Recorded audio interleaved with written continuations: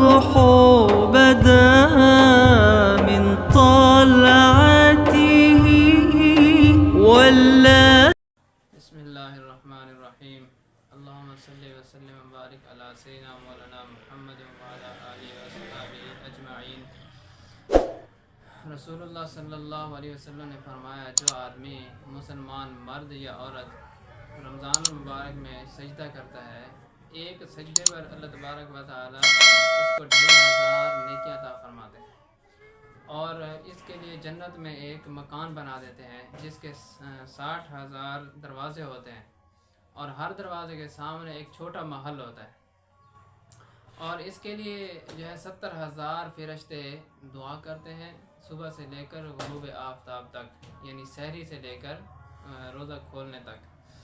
اور اسی طرح جو ہے نا اللہ تبارک و تعالی اس کو جنت میں ایک درخت عطا فرماتے ہیں جس کا اتنا بڑا درخت ہوتا ہے کہ جس کا سایہ 500 برس تک ختم نہیں ہو سکتا۔